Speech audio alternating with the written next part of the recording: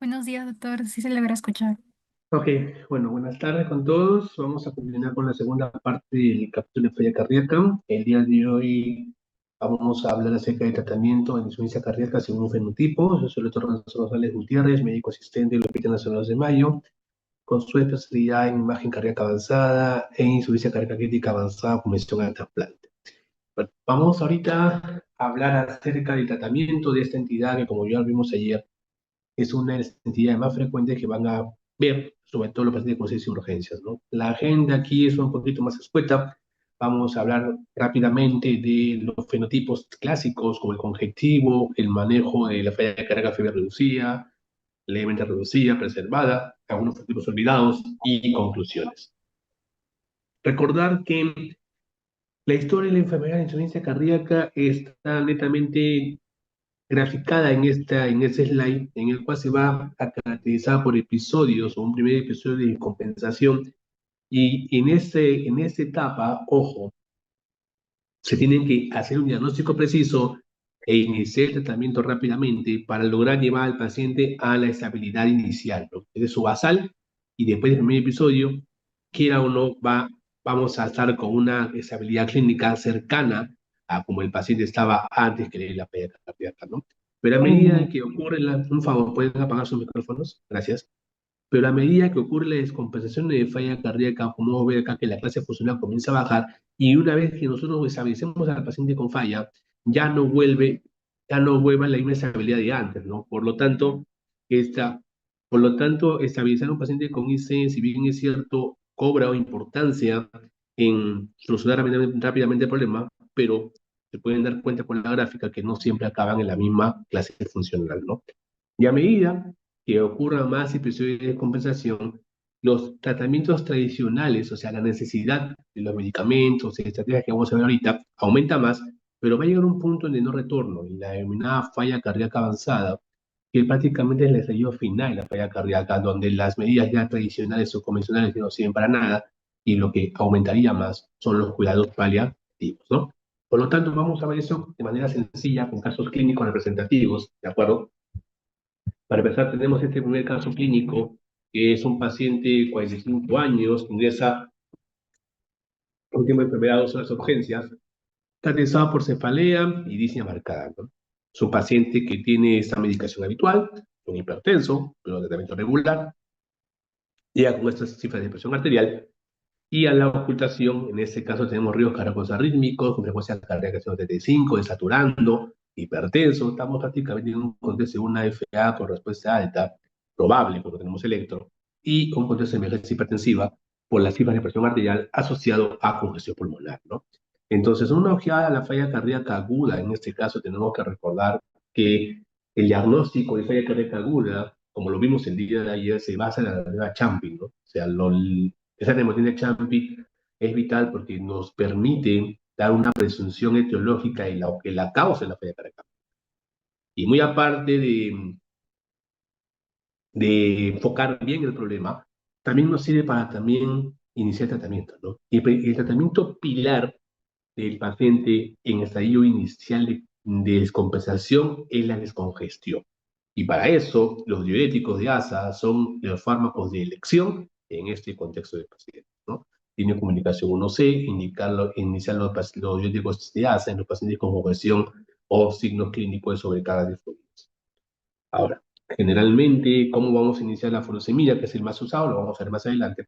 Pero recordar que también podemos usar nitratos conjuntamente con terapia diurética, ¿no? Lo vemos aquí. Y ayer les enseñé una clasificación de Stevenson que viene a centrarse en los patrones hemodinámicos, ya sea de congestión o de hipoperfusión. El patrón hemodinámico más frecuente que nosotros tenemos que encontrar aquí es el patrón húmedo caliente, que es el que estamos acá, en el cual, si el paciente no tiene signo de hipoperfusión, en la indicación inicial dar diuréticos de alza, ¿de acuerdo? Y si la congestión se alivia, continúa con la misma dosis iniciada, pero si no se alivia la congestión, podemos usar terapia combinada con bloqueo secuencial de nefrona con su efecto de agregar vasodilatadores, ¿no? En cambio, si tengo un paciente con edema pulmonar y con dispositivo hipertensivo, tiene que ser terapia combinada con nitratos y vasodilatadores. Bueno, un poco los diuréticos, recordar que básicamente su acción diurética se basa con la presión de excreción de sodio, ¿ya? Y la dosis inicial que se da a los pacientes van a ser la siguiente, ¿no? Paciente que nunca en su vida ha usado diuréticos o que usaba los mismos, pero no ha continuado el tratamiento por lo menos 72 horas, la recomendación es que se inicie con la dosis de bolo de 40 miligramos endovenoso estático. Ahora, pero si el paciente es usuario de furosemida o diuréticos tiacídicos, se recomienda dar la misma cantidad de dosis endovenoso por vía, perdón, la dosis que toma por vía oral o endovenoso. Ejemplo, si el paciente toma 80 miligramos de furosemida al día, o sea, 40 miligramos en la mañana y 40 en la noche, ya que la terminé de 40, sin ningún tipo de temor, puedes darle 80 miligramos endovenoso en bolo de furosemida, siempre y cuando el paciente ya sea usuario de la misma y que no haya descontinuado la medicación. Sin embargo, con respecto con la furosemida, va a depender mucho de la concentración que alcance ese en el tubuli, ¿ya? Vamos a llegar a un concepto de sobresaturación de furosemida y también, así como existe un remodelado adverso miocárdico que vimos ayer, también existe un remodelado túbulo intersticial, ya que acuérdense que la insuficiencia cardíaca de por sí ocasiona un estado, entre comillas, de bajo gasto. Y recordar por fisiología que el 20-25% del flujo sanguíneo de flujo de gasto cardíaco va al flujo sanguíneo renal, ¿no? Yo tengo un paciente que está crónicamente recibiendo hiperfusión renal, también van a haber cambios adaptativos a nivel del túbulo y eso va a llegar a una mala respuesta diurética, una denominada resistencia a los diuréticos. Entonces, y eso va a llevar a qué? A que aumentemos más las dosis, ¿no? Y llega un punto en el cual, que aumentando más las dosis de furosemida, la excreción de sodio no es que va a aumentar más, sino que se mantiene en un rango exponencial. Recordad que los pacientes con insuficiencia cardíaca de por sí, por mecanismos de perfusión y mecanismos de congestión intersticial y congestión venocapilar, también tienen un efecto negativo con la respuesta diurética y es por esa razón que si queremos aumentar la secreción de sodio, debemos aumentar la dosis, ¿ya? Y obviamente sí hay una relación directa entre el aumento de dosis de furosemida con la mayor. Acá hay varios algoritmos americanos, canadienses, pero el que les voy a preguntar es este, ¿ya? Básicamente es lo que hemos dicho hace poco, ¿no? Paciente con tratamiento de falla cardíaca aguda, ¿cómo descongestionamos? Dijimos, ¿no? Si el paciente nunca recibió diuréticos en su vida por vía oral, la dosis inicial puede ser de 20 a 40 miligramos de endovenoso de furosemida, por lo estatal. Pero si el paciente ha tomado, ojo, o es usuario de furosemida, puede dar una hasta dos veces la dosis que él toma por vía oral, por vía endovenosa con bol. Ahora, ¿cómo yo evalúo respuesta? Esto es pregunta examen. Lo evalúo de dos formas, midiendo el sodio urinario, que tiene que ser superior a 50-70 mil equivalentes por litro, o en su efecto, eso en 2 horas, o en 6 horas yo evalúo el flujo urinario, que tiene que ser mayor o igual entre 100 a 150 cc por hora. Entonces, si le puedo preguntar cuál de las dos es válida, obviamente la más rápida es el sodio, pero la que más se usa es la concentración de orina. Ahora, ¿qué es lo que sucede si es que no hay respuesta? Si todos estos valores salen negativos, debemos duplicar la dosis intravenosa hasta encontrar respuesta y usamos prácticamente el mismo tiempo para poder valorar la respuesta concomitante. En el caso de que no ocurra respuesta, ya sea en las primeras 4 horas o 6 horas en este caso, si es que si nosotros decidimos usar sodio, concentración de sodio urinario, o 12 horas si decidimos usar volumen urinario por 16 horas, podemos pasar a la terapia combinada que directamente se va a circunscribir en bloqueos secuenciales de nefrona. Y para aquí no hay, ojo, una preferencia en particular, ¿no? Justo le decía al grupo de prácticas que actualmente para terapia congestionante con bloqueo secuencial de nefrona, se decía antiguamente que podías usar un tiacídico light para poder favorecer la respuesta. Acuérdate que la furosemida actúa en la rama ascendente gruesa, la ACDG, en el transportador 2-cloro-sodio potasio TPasa. En cambio, que esa bomba, acuérdense que representa básicamente el 20-25% de reacción de sodio. Si es que yo quiero bloquear más el tubo y tengo que irme a la parte distal o al contorneado distal, donde tengo el 100 sodio cloro, o tengo la bomba sodio dependiente de mi corticoide.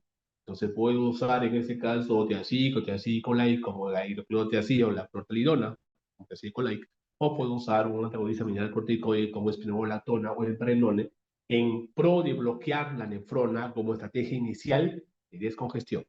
Ahora, últimamente han salido los estudios de los SGLT2, de acuerdo con el estudio en Pulse, que probó la empaglifosina, ¿ya? Y las ventajas que tiene es que no es hipotensor, no causa muchas pérdidas de potasio, la diuresis que tiene una osmótica, o sea, no hay mucho peligro con respecto a los efectos adversos, ¿no? Pero la potencia diurética no suele ser tan marcada si yo uso un tiacídico con un diurético de ácido, ¿no? En conclusión, con respecto a esto, va a depender mucho de cómo te sientas cómodo, pero lo que le voy a preguntar va a ser básicamente cómo yo mido eficacia de buena respuesta, ya sea con sodio urinario o con flujo urinario. Ahora, muy aparte también tenemos que recordar unas consideraciones especiales, ya que no solamente la terapia descongestionante se va a circunscribir en diuréticos, ¿no? Dijimos que también podemos usar vasodilatadores, ¿de acuerdo? Siempre y cuando tenga una presión sistólica por arriba de 110, ¿de acuerdo? Y aquí tengo que mencionar dos aspectos importantes. El fenotipo B de Stevenson, que es el patrón húmedo caliente, y te pregunto examen, ¿ya? Se divide en dos tipos más, cardiogénico y vascular. El patrón cardiogénico del complejo de Stevenson se va a caracterizar por congestión pulmonosistémica con presiones arteriales normales o cerca del límite. Pero el patrón vascular se va a caracterizar por lo anterior más presiones arteriales normales o incrementadas. El segundo patrón es el que mencionaba ahorita, es el que responde mejor a la combinación entre vasodilatadores y diuréticos de asa, ¿ya? Ahora, ¿cuál de los dos es mayor? Obviamente, si tengo un paciente que tiene presión de 160, yo voy a optar por usar más vasodilatador que diurético. Es decir, uso los dos, pero aumento más la dosis de vasodilatador que diurético. ¿Qué acción tiene eso? Recuerden que generalmente la congestión pulmonar, ojo, se debe prácticamente a congestión intersticial.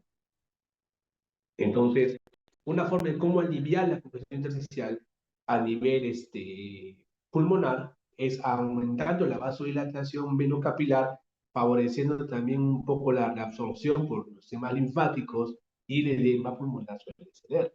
Entonces, los estéticos ya tienen una acción indirecta también en la vasodilatación, pero obviamente no está marcada con un vasodilatador. Por eso en ese patrón hipertensivo, los temas agudos pulmonares cardiogénicos suelen ir muy bien esa combinación.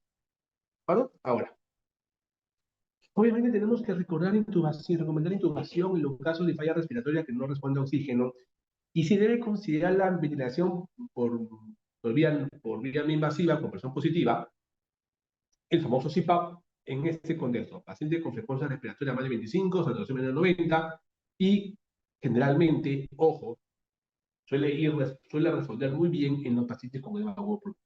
Otra característica importante para yo poder aplicar CPAP es que el paciente no tenga ninguna lesión a nivel lateral, fosa oral, fosa nasal, y que se esté lúcido y que no esté con acidosis respiratoria. Ahora, ¿cómo administra el diurético de ácido? Vos lo hemos hablado hace poquito, pero algunos CP son partidos en infusión de furosemida, que se prepara de la siguiente manera, se pone entre 10 a 20 ampollas de furosemida diluidas en cloruro de sodio al 9 por 1000, 100 cc, y se logra pasar respondiendo a se logra pasar básicamente 1 miligramo por kilo, ¿no? Pero otra opción sería mejor, más fácil para pasar a 24 horas. Lo que sucede aquí es lo siguiente. Con respecto a la infusión de furosemida y el bolo, siempre se ha buscado la diferenciación de cuál es mejor. El único estudio que lo probó con respecto a mortalidad por todas las causas es el estudio DOSE, en el cual prácticamente demostró que estaban igual, o sea, ninguna tiene beneficio en la mortalidad. Sin embargo, han salido superiores metaanálisis en el cual comparan mortalidad prácticamente fue neutro, pero también compara pérdida de peso, volumen urinario y una serie de cosas más que, quiera o no, van a favor de la infusión que con respecto al bolo. Sin embargo, mi mensaje final es que uses ya la estrategia que mejor se sea más cómoda para ti. Particularmente yo uso mejor infusión, a otros usan bolo, fenomenal. Da igual, la cosa que el paciente se decongestione rápidamente, ¿no? ¿Por qué? Porque el objetivo del paciente que está con falla cardíaca en la serie inicial, patrón bolo caliente, es secarlo lo más pronto posible. Y para eso, la estrategia más fuerte que tengas para escoger al paciente. Ahora, acá básicamente otra alternativa a los diuréticos diacídicos a los mediadores corticoides antagonistas serotonínicos es el uso de ácido fólico, ¿no? Que es un diurético que va al nivel proximal y inhibe la diasa carbónica.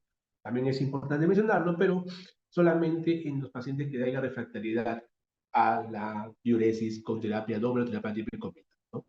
Ahora, muy aparte de todo eso, también tenemos que tener en cuenta que una vez que que acabe el periodo crítico de la falla cardíaca, paso de medicación endovenosa a medicación oral. Nunca se olviden, los diuréticos de ASA solo son sintomáticos. No se dan para medicamentos de mantenimiento, por si acaso, prevenir, no ha demostrado prevención de congestión, solo se usa para manejo sintomático.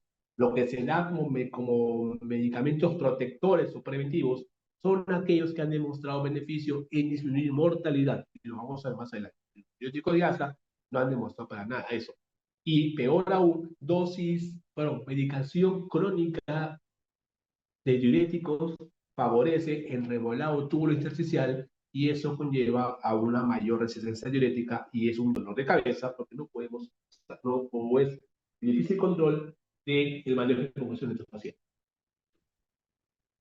Luego, vamos a ver ahora con este caso clínico número 2, es un paciente de 67 años que acude a cultura externo, con paciente morados en fuerza, sus levichas son en piernas, y como vemos aquí, que tiene antecedente de falla cardíaca, también hipertensión arterial, toma losartán, bisoprolol, furosemid, espinol, lactona, come regular. Aparte diabéticos, sin tratamiento farmacológico, tiene cardiopatía isquémica, toma aspirina con atorva, y aparte tiene FA sin anticoagulación. Bien, va a la consulta con estas funciones y prácticamente va con estos signos clínicos. Entonces, la falla cardíaca, como mencioné ayer, se divide en fenotipos según la FEBI, ¿no? Y para eso tengo tres.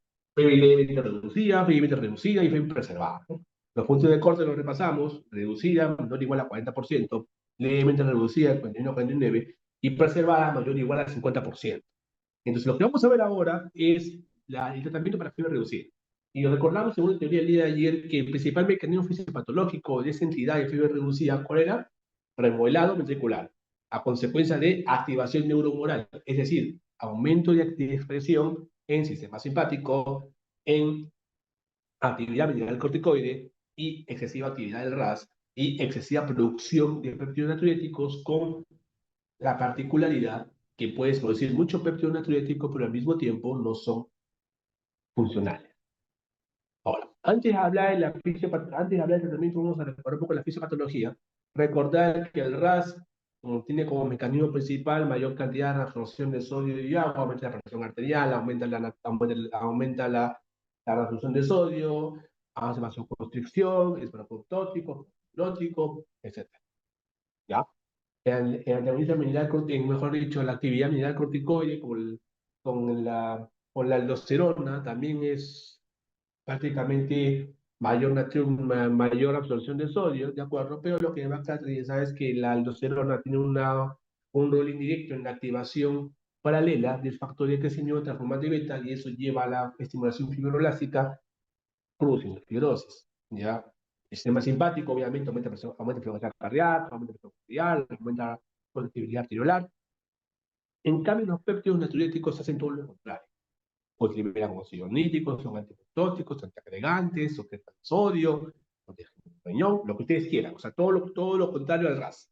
Pero ¿cuál es el problema? Que los péptidos natriuréticos son destruidos por una enzima llamada endopeptidasa neutro o nepelicina, que no les permite llegar a su receptor y por lo tanto el cuerpo produce una mayor cantidad de péptido para tratar de solventar ese problema. Entonces, una forma de cómo yo puedo saber que el paciente con falla cardíaca compensada es con elevación de péptidos natriuréticos que, a pesar de que estén en cantidades exorbitantes, no son útiles porque no llegan a su receptor común. Entonces, una vez que yo he hecho un pequeño repaso de la fisiopatología de la falla cardíaca fibra reducida, entonces mi mente tiene que ir, ok, yo sé la fisiopatología, yo tengo que encontrar targets terapéuticos que se dirijan a esos mecanismos. Y hace más o menos en los años 70 o 80, como le expliqué en la clase de ayer, el concepto de falla cardíaca era básicamente algo tan superficial que era solamente contracción deficiente. Por eso daban un inotrópico, en ese caso una digoxina. O daban vasodilatadores para bajar la presión de llenado y, por ejemplo, daban hidralazina o un otro vasodilatador. Ese es el manejo de la falla cardíaca en ese entonces, por no la mortalidad muy alta. Sin embargo, al entender ya la fisiopatología, bloquearon el sistema de angiotensina aldosterona y para este primer estudio fue el estudio SOULT, fue con enalapril, que demostró con el tratamiento placebo estándar, que era dioxina, diuréticos y vasodilatadores, disminuir la mortalidad por todas las causas cardiovascular y hospitalización por falla cardíaca.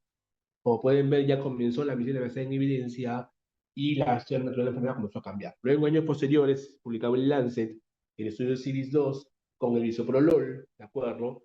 Que es un bloqueante cardioselectivo a nivel bloqueante beta-1, demostró igual beneficio que el DIECA, pero tenía un plus adicional, que era disminuir muerte súbita por arritmia ventricular. Entonces, por ende, comenzaron poco a poco a aparecer los fármacos que bloquean el euroeje, llegando casi el año, no, casi el año 2000, ¿de acuerdo? Con espironolactona, con el estudio RALES, énfasis y efectos con emparenona, que demostraron ser antagonistas del corticoide, y también demostraron, para la redundancia, disminuir mortalidad en esos pacientes. Entonces, desde que teníamos una mortalidad del 90%, bajó 20 puntos porcentuales y mejoró muchísimo la expectativa de estos pacientes, ¿no? Sin embargo, 70% de mortalidad igual era un número bajo. Es por eso que en las guías del 2012, 13, falla cardíaca, comenzaron a dar la terapia inicial con YECA y beta bloqueantes, y si pacientes seguían en clase funcional 2, tenía que crear un antagonismo mineral corticoide, ¿no? Pero en el año 2014 salió el estudio Paradigm con el sacubitril o valsartán. El sacubitril es un inhibidor de la nepelicina y el valsartán es un A2. El compuesto inicial era el LSZ696, que después se conoció como sacubitril valsartán, y demostró ser superior al YECA en disminuir la mortalidad por todas las causas, hospitalizaciones y todo lo demás. Entonces, siendo estadísticamente significativo, ¿no? Hasta este momento era el rey el YECA, pero llegó el, el ARNI, que es el antagonista receptor nipelicina, como se cultivó la sartán, y obviamente la historia cambió, ¿no? La historia cambió para bien. ¿Por qué? Porque ya pasamos de tener una mortalidad de casi un 60% a tener una mortalidad ahora del más, prácticamente una reducción menos de más del 50% de mortalidad por las causas. Por lo tanto, la combinación o terapia triple en ese momento tenía un OR 0.37, o sea, que disminuía los riesgos duros un 63%, es una reducción bastante importante. Sin embargo, todavía estábamos lejos de la. Pero igual había un gran progreso porque los pacientes ya no se morían. Ahora, no quiero decir que sea lo ideal, ¿no? Que la combinación con YECAS también no iba nada mal, ¿no? Tiene un R 0.44, una disminución del 54%, pero obviamente, pues, mientras menos se sea. Ahora, ¿cuál es el problema con esto? Que ya obviamente, pues, los costos son un poquito más, más altos si yo comparo un ARNI con un YECA, pero obviamente ya luego vamos a hablar que eso es debatible. Ahora, seguimos. Ahora, no solamente es medicación, sobre todo con fiebre reducida, tenemos que prevenir muerte súbita con un cardiodesfibrilador, o si tiene bloqueo de rama izquierda, de R5, y obviamente eso mejora la expectativa de vida del paciente, ¿no? Sin embargo, ojo, muchas veces en el transcurso de la evolución aparecieron los SGLT2, ¿no? Que no se esperaba que aparecieran, ya que eran fármacos antidiabéticos de primera instancia, y al final, dentro de los puntos de seguridad que pide la FDA para los antidiabéticos, era que bajen una hospitalización por falla cardíaca. Los SGL ya que tuvieron muchos problemas con las limitaciones. En cambio, las glifosinas, en ese caso, estos SGLT2, tuvieron un resultado bastante positivo. Por lo tanto, y para prevenir falla cardíaca en un paciente diabético. Entonces, iniciaron los estudios per se, en ese caso con dapaglifosina y empaglifosina, y demostraron beneficio con un tratamiento placebo, que ojo, el placebo en ese entonces era terapia, ¿ya? Disminuí más la mortalidad. Por lo tanto, eso fue reafirmado en los estudios posteriores, el estudio de la dapaglifosina es el LAPA failure, y el empaglifosina es el estudio en peer review. Con el análisis posterior publicados en Lancet, demostraron beneficios en todos los outcomes duros, y es por ese motivo que la Sociedad Europea de Cardiología llamaron a ese grupo los cuatro fantásticos, no por chistes, sino porque demostraron esa asociación bajar la mortalidad de forma muy significativa. Y aquí viene un mensaje paralelo con respecto de edad. La característica de un buen fármaco que sea seguro, que sea asequible y que sea netamente reproducible. Sin embargo, no hay ningún problema con la espironolactona ni con los SGLT2 porque son seguros, no pasan hipotensión. Los beta bloqueantes sí que tienen un poquito de cuidado, pero el problema era con el ARN. Si bien es cierto, su ensayo clínico fue superior al IECA, pero hay un concepto estadístico importante que es el número necesario a tratar. Si bien es cierto, vuelvo a repetir eso, los expertos especializados en evidencia no recomiendan seguirnos a rajatabla esos, esas medidas, pero es importante que las sepan porque eso van a tomar decisiones. Porque, por ejemplo, el número necesario a tratar del sacubil valsartán es aproximadamente por el nivel de 40. En cambio, el número se va a tratar por arriba del 10, que en este caso de abril, ese va a sumar un máximo 15. Es decir, yo necesito 15 pacientes para que uno tenga el beneficio con el DIECA y yo necesito 40 pacientes para que uno tenga el beneficio con el ARN. Entonces, obviamente el ensayo clínico le mostró ser superior, pero ¿a qué costo? Entonces, por eso que la Sociedad Europea de Cardiología en sus statements ponen elegir o YECA o ARNI. En cambio, la Sociedad Americana de Cardiología recomienda ARNI por varias razones que ahora de. En otras palabras, como llega con el ARNI, va a depender mucho cómo tú elijas. No está mal que inicies se frente el ARNI, ojo, no está mal, pero tienes que evaluar riesgo-beneficio. Finalmente, el estudio que lo respalda es el PARADIGM, o sea, si es superior, lo es, pero no pasa nada si es que te demoras en esa YECA, que el ARNI. Ahora, para yo dar ARNI, tengo que tener una siguiente condición. Número uno, el paciente que recibe IECA debe tener un periodo de lavado de 36 horas. ¿Lavado de qué? Sin medicación. No, ese periodo de lavado de 36 horas es obviado si el paciente toma un ARA-2 en lugar de un IECA. Así que por eso motiva muchos de los que quieren hacer el switch, o sea, ir poco a poco, en vez de dar IECA, dan un ARA-2 y luego de que cumplen un par de meses, lo cambian a Sofubi. Pero es válido. Entonces tengo que tener en consideración ese caso. ¿Ya?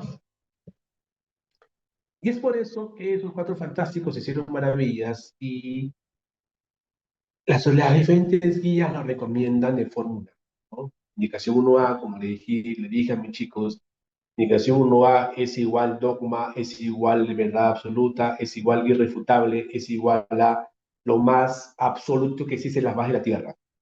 ¿La agarró? Así que si por algún motivo alguien me quiere refutar que los cuatro fantásticos no sirven para la fiebre reducida, me tiene que tener un estudio que supere a los ensayos clínicos. ¿De acuerdo? Entonces, 1A es verdad absoluta.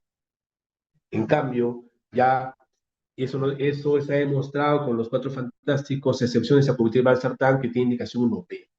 Ahora, ¿por qué es menor? Y aquí viene la discrepancia con los americanos y los europeos.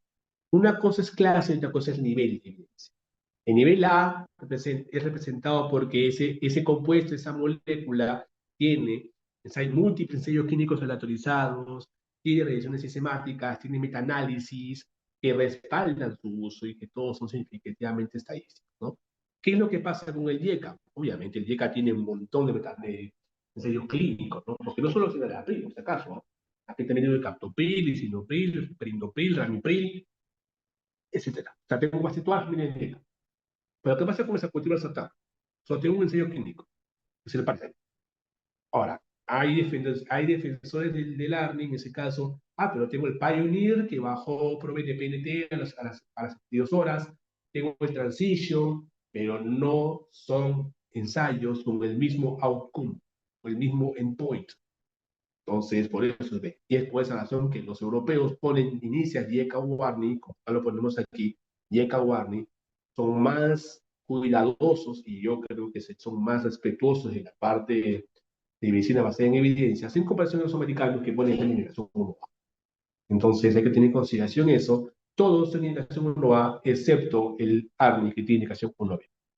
Ahora, un manejo más fino de los pacientes con falla cardíaca fiebre reducida, como pueden ver aquí, hay un montón de esferas y escenarios. Es que el paciente no solamente es, bueno, paciente, que es un paciente que no solo tiene falla cardíaca, puede tener de hipotensión, puede ser renal, puede ser doctor, puede ser anciano. Por tanto, La pregunta es, ¿cuál va primero? Va a depender mucho de cómo tú escojas al paciente, ¿no? ¿Por qué? Porque si bien es cierto, los antagonistas mineralocorticoides, el GLT2, no son tan hipotensores, a diferencia de un YECA o un ARNI con más razón, y un betabloqueante, por eso que es imposible, pero por eso que es posible que ustedes titulen de a poco las dosis de estos pacientes. Ahora, algunos tips que también les puedo preguntar a ustedes es que cuando uso ibabradina, cuando la frecuencia cardíaca en los pacientes con falla cardíaca y fiebre reducida, a pesar que reciben dosis máxima de beta bloqueante, que es la máxima en ese caso bisoprolol, son de bisoprolol y nebivolol son de 10 miligramos, carvedilol son 25 K12 y metoprolol son 5 K24. Entonces, a pesar de eso, el paciente sigue con frecuencia cardíaca por arriba de 70 sin ninguna causa que lo descompense, puedes agregar ibabradina, ¿de acuerdo? Comunicación 2A.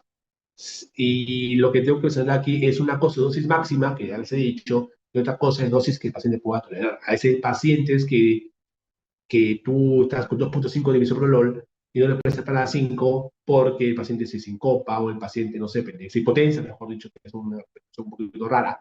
En esos casos, obviamente, puedes usar ibabradina para llegar a la frecuencia cardíaca. Ahora, los simuladores de la clase, en este caso se verifica igual, ya no es indicación 2 veces, no es indicación 2A, ¿de acuerdo? Pueden ser aplicables si en los casos de los pacientes que tengan falla cardíaca refractaria a congestión, es decir, estás con los cuatro fantásticos, estás con furosemida y sigue habiendo signo de congestión, sigue habiendo deterioro funcional, puedes dar igual en esos pacientes, ¿no? Ahora, digoxina en este caso se considera como última línea solamente en pacientes que tienen falla cardíaca previa reducida de sinusal, a pesar de que estén con tratamiento médico óptimo, para mejorar la funcional. Solamente para eso, ¿ya? Los estudios que respaldan el uso de ivermectina es el estudio CHIEF, de acuerdo principalmente, que demostró disminuir hospitalizaciones en comparación con placebo. Ahora, en este caso el estudio Victoria fue con Watt y también se siguió el omecamtiv para los pacientes con falla cardíaca reducida que tengan cardiopatía. Ahora, aparte de tratar la falla cardíaca, también tenemos que mencionar lo siguiente, ¿no? Que estos pacientes también vienen con síndrome anémico, vienen con complicaciones y por lo tanto, obviamente, también hay que reponer el hierro, ¿no? Pues por eso es importante esto que tener en cuenta. Y aquí les pregunto, ojo, porque esto va a ser pregunta de examen, ¿de acuerdo? ¿Cuándo yo implanto un DAI y cuándo implanto un resincro? Implanto un resincro en la siguiente indicación, este pregunta de examen. En todo paciente con ritmo sinusal, con URS mayor o igual a 150 milisegundos y con bloqueo completo de rama izquierda. Y con FEBI menor o igual a 35%. Eso es indicación 1, clase A, para implante de resincronizador.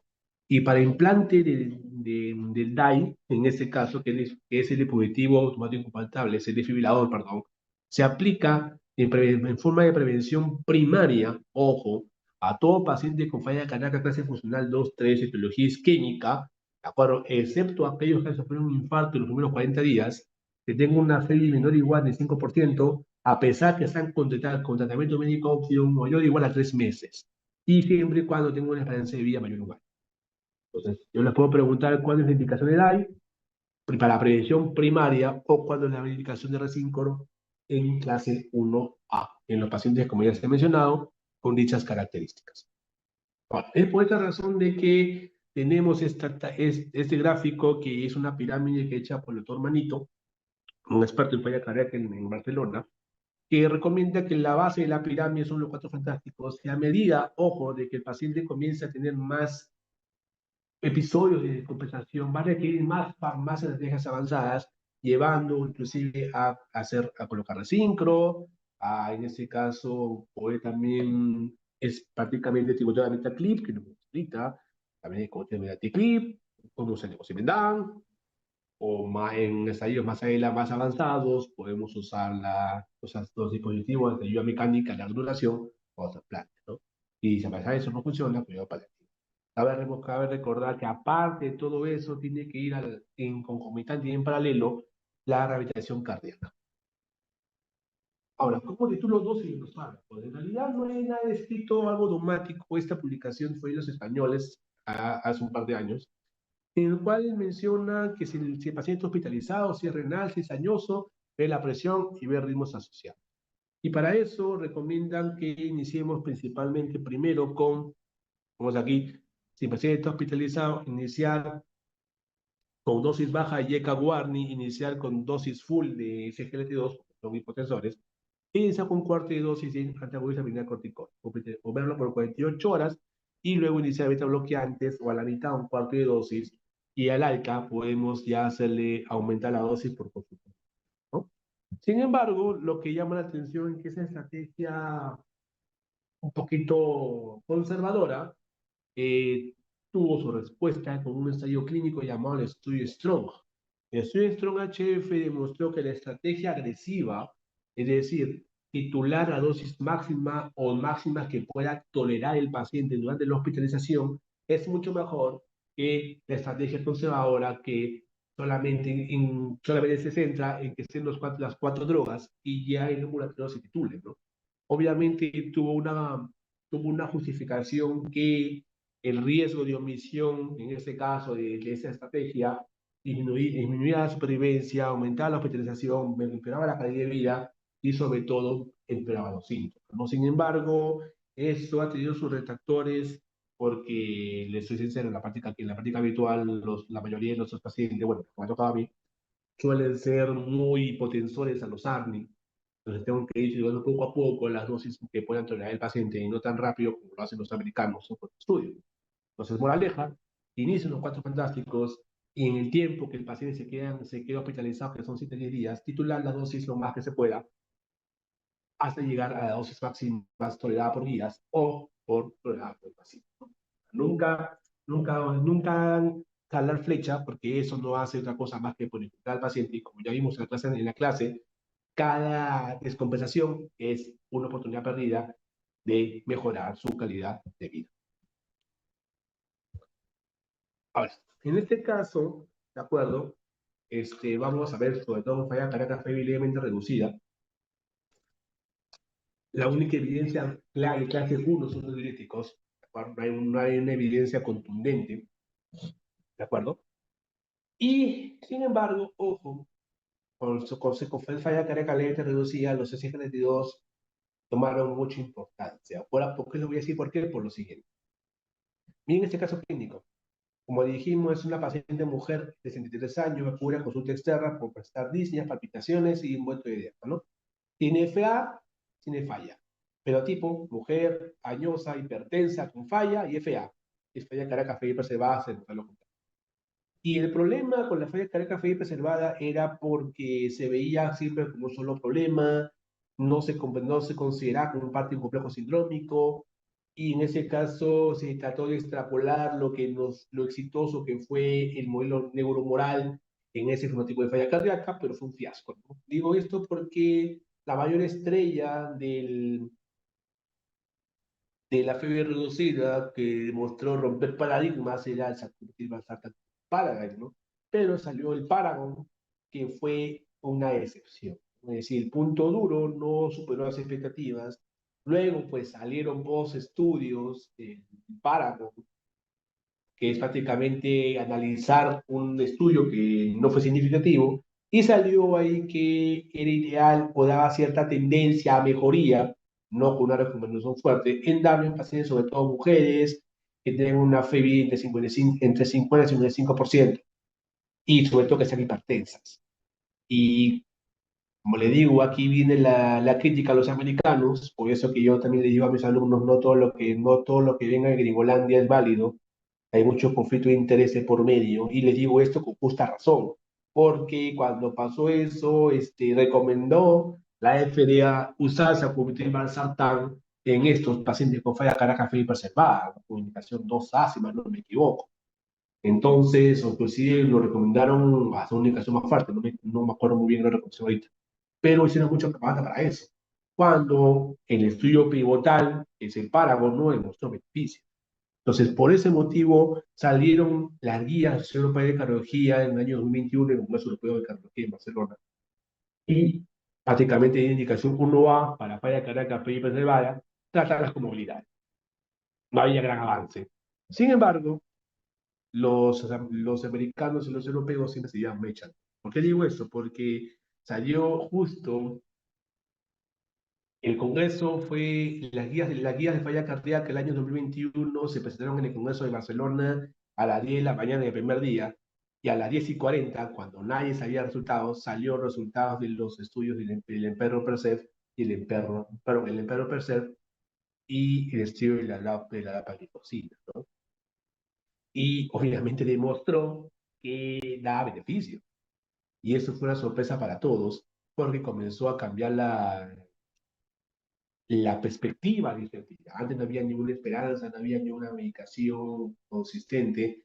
Entonces, con salió el perro crecer, salió el deliver, y ahora las guías están obsoletas. O sea, el que salió primero fue el perro crecer, ya un año después salió el deliver.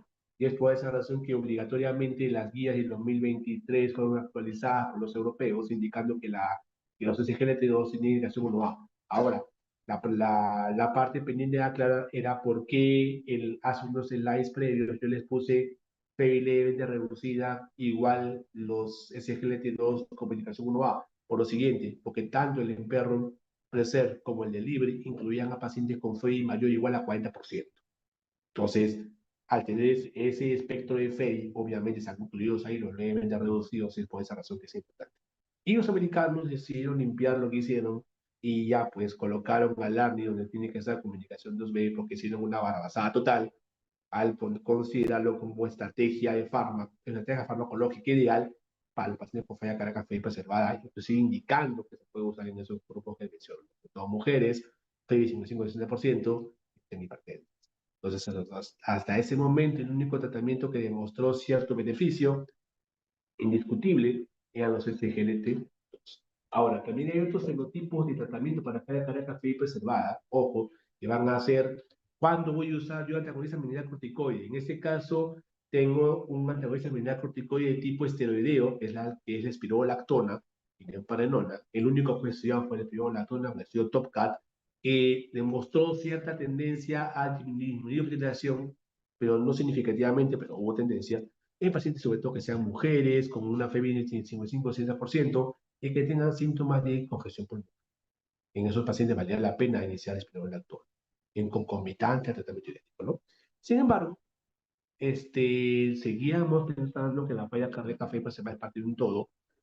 Entonces recordamos que había un subfenotipo de falla cardíaca FEI preservada, eran los hipertensos, los obesos, los POC, los renales, etcétera.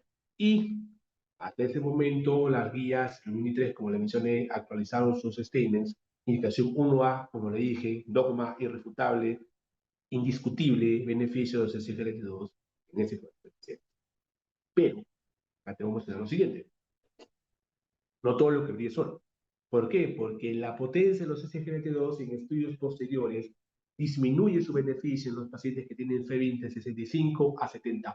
Es decir, pacientes con FEV reservada en 50-65% le puede dar SGLT2. Obviamente el beneficio mayor va a ser en los que tienen FEV 50-60, y el 65 el beneficio un poquito menos, pero superiores al 65-60% ya el beneficio no es que sea tan absoluto. ¿Por qué? Porque estamos dentro de un territorio de las cardiopatías implicativas, ¿no?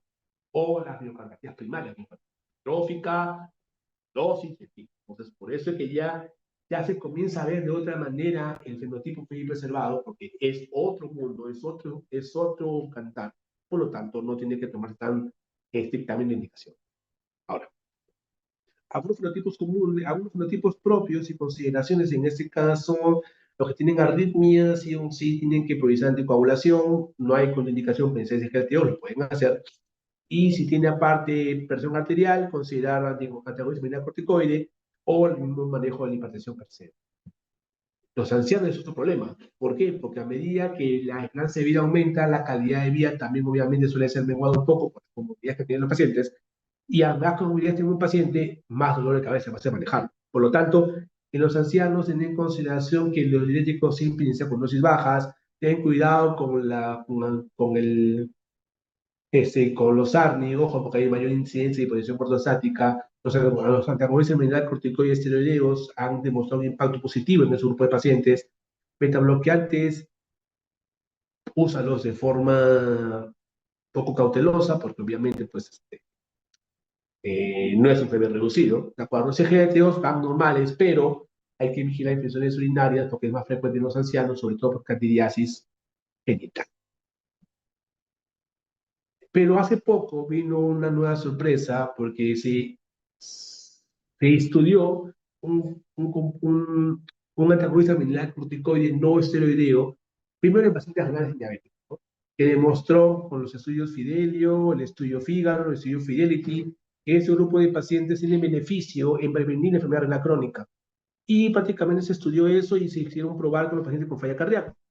Y hace poco salió, bueno, acá no está, lo siento, pero salió el estudio Final Heart HF que usó la finerinona en pacientes con falla cardíaca fría y preservada, el cual demostró beneficio en los outcomes principales, bajando mortalidad, bajando hospitalización, mejorando calidad de vida en esos pacientes.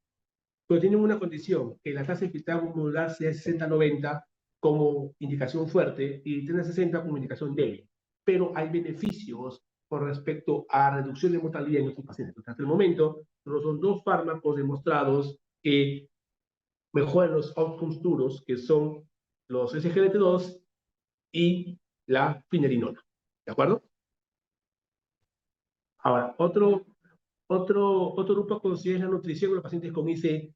¿Por qué? Porque también acuérdense que en etapas avanzadas de la enfermedad tenemos la caquexia cardíaca y también en los pacientes con IC también hay un deterioro de la absorción de nutrientes. Entonces, también es importante tener un manejo integral, sobre todo los pacientes con falla cardíaca preservada, porque son mucho más añosos, con un geriatra, un nutricionista, para que no solamente nos centremos en tratar corazón, sino también tratar pacientes futbolísticas, ¿no? Por lo tanto, ya para finalizar, recordamos que el manejo del cuadro descompensante tenemos que ver la neumonía Champix, ¿de acuerdo? Los diuréticos siguen siendo la prioridad fundamental para manejar congestión cardíaca y siempre es de manera secuencial. Los cuatro fantásticos, en PV reducida es lo ideal, pero no sobreabusar, por favor. Manejar sus fenotipos marca la diferencia entre un cardiólogo, un clínico, un internista, porque es mucho más fino el manejo. Y la falla cardíaca fue levemente reducida, a onda luz, que son los SGLT2. También podemos usar la fenilinona, pero más fuerte los SGLT2.